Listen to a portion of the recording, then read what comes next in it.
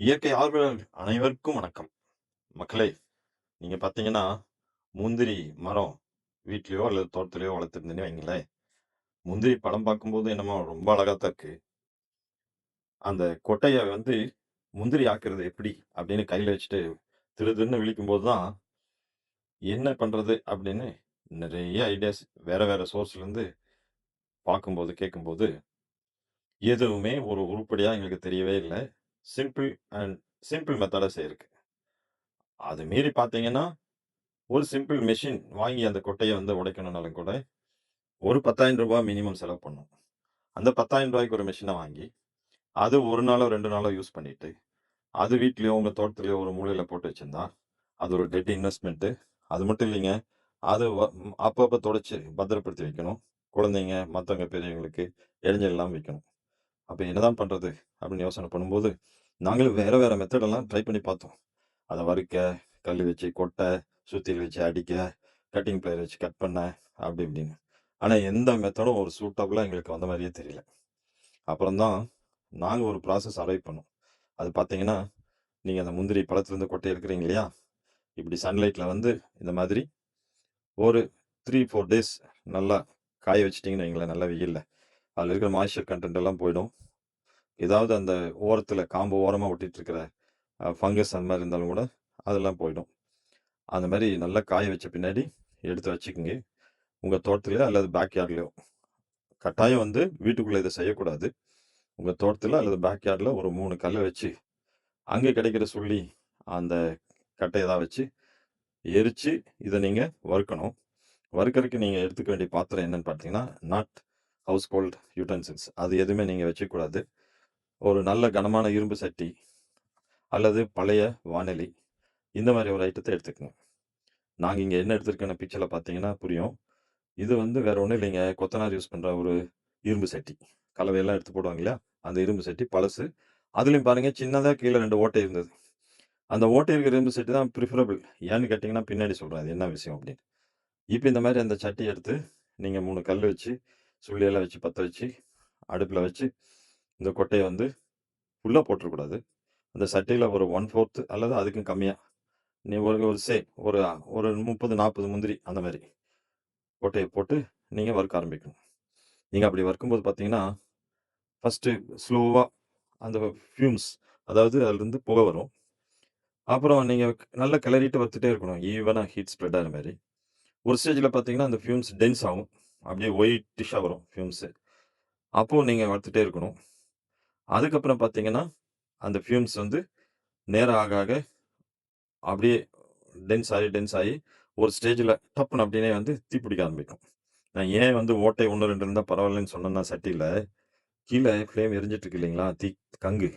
அந்த கங்கு வந்து அப்படியே சட்டிக்கு உள்ளேயே வந்து மேல அந்த கொட்டைய வறுக்கும்போது வந்த அந்த ரெசின், அந்த ரெசினுக்கு பத்தி அப்படியே எரியும். அந்த பத்தி எரியணுங்க அந்த ரெசினு.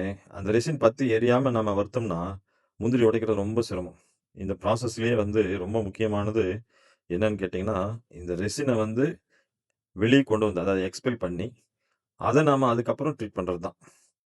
ஆனா ஒண்ணு பார்த்துக்கங்க, இந்த ரெசின் ரொம்ப மோசமான ரெசின். அதுல வர ஃபியூம்ஸ் அதே மாரி ரொம்ப மோசமான ஃபியூம்ஸ். நீங்க அதனால தான் உங்க பேக் யார்ட்லயோ அல்லது நல்ல வென்டிலேஷன், நல்ல காத்தோட்டமா இருக்கிற இடம், தோட்டத்திலயோ நல்ல காத்தோட்டமா இருக்கிற இடமா பார்த்து, பெரிய குச்சி மாரி எல்லாம் வச்சுட்டு, இல்ல பெரிய ஒரு சட்டுவம் அந்த மாரி வச்சுக்கிட்டு கிண்டுங்க. ஏன்னா அந்த ஃப்ளேம்ஸ் அந்த ஃபியூம்ஸ் வந்து அதாவது அந்த புகை வந்து மூஞ்சில அடிச்சிடக்கூடாது. மூஞ்சில அடிச்சா சில பேருக்கு அலர்ஜியும் கூட. அப்புறம் நீங்க முக்கியமா செய்ய வேண்டியது ஒண்ணு, குழந்தைங்க, பெரியவங்க இவங்களெல்லாம் வந்து இத வறுக்கும்போது கொஞ்சம் தூர தள்ளி நிக்க சொல்லுங்க. இது கொஞ்சம் ஹசார்டஸ் ப்ராசஸ்ன்னே வச்சுக்கங்களேன். ஏன்னா அந்த ஃபியூம்ஸ் அந்த மாரி சில பேத்துக்கு அலர்ஜின்றனால. மத்தபடி பயந்துக்க வேண்டியதில்ல. அ பட் நல்லது அந்த ஃபியூம்ஸ வந்து நீங்க அவாய்ட் பண்றது நல்லது. அந்த மாரி இந்த மாரி எரியுது இல்லைங்களா? இந்த எரிஞ்ச மாரி வந்த பின்னாடி, அந்த மேல ரெசின் எல்லாம் அப்படியே எரிய ஆரம்பிக்கும். அந்த எரிய ஆரம்பிச்சு கொஞ்சம் கலரும் நல்லா டார்க் ஆயிரும் மேல. கொஞ்சம் கொஞ்சம் அங்கங்க பார்த்தீங்கன்னா, தீஞ்ச மாரி ஆயிடும். கவலைப்படாதீங்க. கொட்ட தான் தீஞ்சிருக்கும். உள்ள பருப்பு நல்லா தான் இருக்கும். அந்த ஸ்டேஜ் வரும்போது, நீங்க எடுத்து கீழ இந்த மாரி தரையிலேயே கொட்டிருங்க.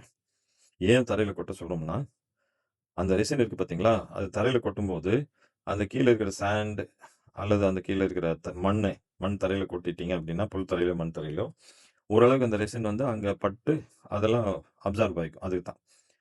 அந்த மாரி நீங்க எவ்வளோ இருக்கோ அந்த கொட்டையெல்லாம் அந்த மாரி வறுத்து அதில மொத்தமா போட்டுட்டு, நீங்க நல்லா ஆறுன பின்னாடி, அந்த தரையில இருக்கிற கொட்டையெல்லாம் எடுத்து ஒரு பேக்ல இந்த மாரி கலெக்ட் பண்ணி வச்சுக்கங்க. அதுக்கப்புறம் அடுத்த ப்ராசஸ் ரொம்ப இம்பார்ட்டன்ட்டு. இந்த முந்திரிய பொறுத்தவரைக்கும் நமக்கு தேவையானது 2டே 2 டூல்ஸ் தான். இந்த ப்ராசஸ் அதாவது வீட்ல நம்ம பண்ண வேண்டிய சிம்பிள் ப்ராசஸ்ல. ஒண்ணு பார்த்தீங்கன்னா, ஒரு ஆன்வில் கட்டர். அதாவது கட்டர் ப்ரூனிங் கட்டர்ஸ் இருக்கு இல்லைங்களா? நம்ம வீட்ல யூஸ் பண்ற, தோட்டத்தில யூஸ் பண்ற pruning scissors or pruning cutters. அந்த ப்ரூனிங் கட்டர்ஸ்ல ஆன்வில் டைப். அதாவது ஒரு பிளேடு வந்து ஷார்ப்பா ஸ்ட்ரெய்ட்டா இருக்கும். இன்னொரு பாட்டம் பிளேடு வந்து பார்த்தீங்கன்னா, ஒரு குரூவ் மாரி ஒரு குரூவோட இருக்கும். ஸோ இந்த பர்ட்டிகுலர் கட்டர் ப்ரூனிங் கட்டர் தான் வெரி மச் பிரிஃபரபிள். ரொம்ப ரொம்ப முக்கியம் இந்த ப்ராசஸ்க்கு. இந்த மாரி ஒரு கட்டர் வந்து நீங்க வீட்ல ஆல்ரெடி இருக்கலாம். அல்ல இல்லைனாலும் கூட இத வாங்கிக்கலாம். ஏன்னா சிம்பிளா வாங்கிட்டீங்கன்னா ஒரு ரூ. 600 அது முடிஞ்சு போயிடும். அப்புறம் இன்னொரு ஆயுதம் பார்த்தீங்கன்னா, நாங்க படத்திலேயே காட்டியிருப்போம். அது வேற ஒண்ணும் இல்லைங்க. நம்ம கோன் யூசிக்கு தலைக்கு டோப்பா போட்டுருக்கோம். அவ்வளோதான் வேற ஒண்ணும் இல்ல. கையில குத்தாம கோன் யூசியினுடைய பின்னாடி பக்கம் கொஞ்சம் பல்ஜா ஸ்லாட் இருக்கு இல்லைங்களா? அது கைய வந்து உறுத்தாம இருக்கறதுக்கு ஒரு சின்ன பிளாஸ்டிக் டோப்பா போட்டுருக்கோம். அவ்வளோதான். இந்த 2 தாங்க சிம்பிள் ஆயுதம். இப்ப நீங்க என்ன பண்ணணும் அடுத்தது, இந்த ஆயுதம் ரெடி பண்ணிட்டு, இந்த தரையில இருந்த கொட்டையெல்லாம் எடுத்து பேக் பண்ணிட்டு வந்தீங்க இல்லையா? அது இப்ப பொறுமையா வச்சு, இந்த மாரி துணியில ஒரு 10 10ஆ போட்டு நல்லா தொடச்சு எடுங்க அந்த ரெசின. இப்ப கூட அந்த ரெசின் மேல ஒட்டிட்டு இருக்கும்.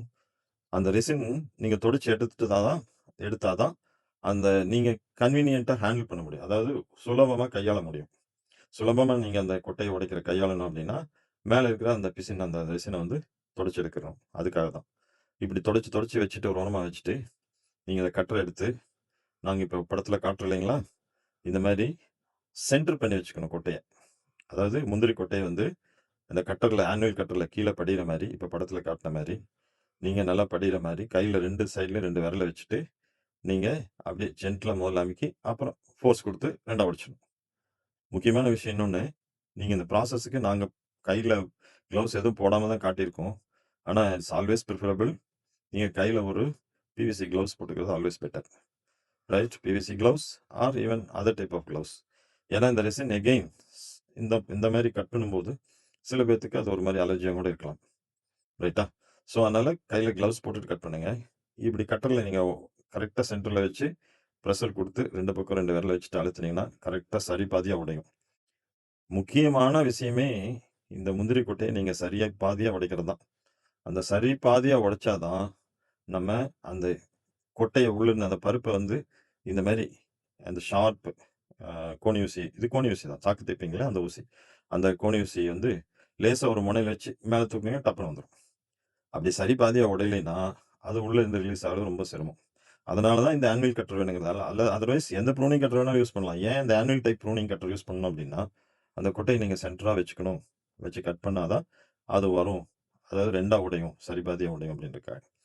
இப்படியே இந்த கோணி ஊசிய வச்சு நீங்க பருப்ப எடுத்துட்டு, நீங்க கலெக்ட் பண்ணி வச்சுக்கணும். அதுக்கப்புறம் நீங்க என்ன பண்ணணும் இத 2 விதமா ப்ராசஸ் பண்ணலாம். ஒண்ணு வந்து இந்த பருப்பு எல்லாம் சேர்ந்த பின்னாடி சேர்த்து எடுத்த பின்னாடி, நல்ல வெயில்ல நல்ல வெயில்ல உணர்த்தினீங்கன்னா, அந்த பருப்பு மேல இன்னொரு தோல் இருக்கும். கொட்டைய விட மோசமானது இந்த உள்ள இருக்கிற தோல். அந்த முந்திரி பருப்பு மேல ஒட்டிட்டு இருக்கிற தோல். ஏன்னு கேட்டீங்கன்னா, அது சின்ன பிட் இருந்தாலும் கூட கசப்பா இருக்கும். ஸோ, அந்த தோல எடுக்கிறதுக்கு நீங்க என்ன பண்ணணும்னா, இப்ப நல்ல வெயில்ல நல்லா காய வைங்க. நல்ல வெயில் அடிக்கும்போது காய வைங்க. காய வச்சீங்க, ஒரு நாள் காய வச்சாலும் கூட போதும். Right from morning to evening. அப்புறம் எடுத்து பார்த்தீங்கன்னா, ஆல்ரெடி நம்ம இந்த கொட்டைய ரோஸ்ட் பண்ணியிருக்கோம் இல்லையா? ஸோ, அந்த டெம்பரேச்சருக்கும், இப்ப வெயில்ல காய வச்சதுக்கும், அந்த மேல் தோல் வந்து அப்படியே கழண்டு வரும். நீங்க கையிலேயே இப்படி நிலக்கடல தோல்ல வந்து எடுக்கிற மாரி, நிலக்கடல பருப்பு மேல எப்படி நீங்க அந்த மேல இருக்கிற தோல எடுக்கிறீங்களோ, அந்த மாரி கையிலேயே மேனுவலா எடுத்துடலாம். ஆனா கொஞ்சம் பொறுமையா செய்யணும். கொஞ்சம் ஸ்லோ ப்ராசஸ் இது. பொறுமையா செய்யணும். ஒவ்வொன்னா ஒரு பருப்பா எடுத்து, அந்த தோல ரிமூவ் பண்ணி எடுக்கணும். ஆனா உடையாம எடுக்கலாம். பருப்பு உடையாம அந்த தோல் கழண்டு வந்துரும். அப்படியும் ஒரு 10, 20 பருப்பு இதில கலண்டு வராம ரொம்ப கெட்டியா புடிச்சிட்டுருக்கு அப்படின்னு நெனச்சீங்கன்னா, அதெல்லாம் தனியா வச்சுட்டு, நல்லா ஹாட் வாட்டர் பாயில்டு வாட்டர் எடுத்துட்டு, ஜஸ்ட் பாயில் ஆகுறப்ப அந்த ஸ்டவ் ஆஃப் பண்ணிட்டு கிண்ணத்தில இருக்கிற தண்ணீல, நீங்க இந்த பருப்ப வந்து ஒரு 5 மினிட்ஸ் ஊற வச்சீங்கன்னு வைங்களேன்.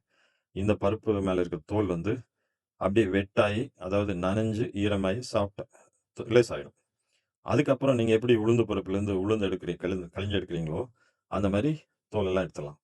இல்ல எனக்கு இந்த பருப்புலேருந்து மொத்தமாவே நான் தண்ணீல போட்டு எடுக்கணும்னாலும், நீங்க மொத்தம் இப்ப எடுத்த பருப்பையும் தண்ணீல போட்டு எடுக்கலாம். அதாவது ஹாட் வாட்டர்ல போட்டு. பட் ஒன் திங் நீங்க ஸ்டோர் பண்றதுக்கு சிரமமா இருக்கும். ஏன்னா, அது மறுபடியும் மாய்ஸ்சர் கன்டென்ட் ஏறிரும். அந்த பிரச்சனைலாம் இருக்கு. ஸோ எகைன் நீங்க ஒண்ணா ஹீட் பண்ண வேண்டியது இருக்கும் வானிலையில வச்சு. அல்லது மறுபடியும் சோலார் ட்ரை பண்ண வேண்டியது இருக்கும். அதாவது வெயில்ல உலர்த்த வேண்டியது இருக்கும். ஸோ அதனால தான் முடிஞ்ச வரைக்கும் மேனுவலா எடுத்துட்டீங்கன்னா, பருப்பு இந்த காட்டியிருக்கேன் பார்த்தீங்களா? இந்த மாரி பருப்ப நீங்க எடுத்துடலாம். ஸோ முந்திரி பருப்புனா சும்மா இல்லைங்க. முந்திரி செடி வைக்கிறதும் கூட ஈஸி. மரம் வளர்த்துறதும் கூட ஈஸி. அது காய் வர்றதும் கூட ஈஸி தான். பழுத்து கொட்டையும் கூட வந்துரும். ஆனா கொட்டையில இந்த பருப்பு எடுக்கிறோம் இல்லைங்களா? அதுதானுங்க ரியலி டஃப் ஜாப். ரைட்டா? நீங்க செஞ்சு பாருங்க இத. இந்த ப்ராசஸ் யாராவது செஞ்சு நல்லா இருக்குன்னா எனக்கு கமெண்ட் பண்ணுங்க. ரைட்டா? நாங்க எந்த ஒரு பர்ட்டிகுலர் ப்ரூனிங் கட்டருக்கும் நாங்க இது ஆடா குடுக்க சொல்லல இத இந்த இடத்துல. Pruning cutter annual type use பண்ணுங்க. ஓகே?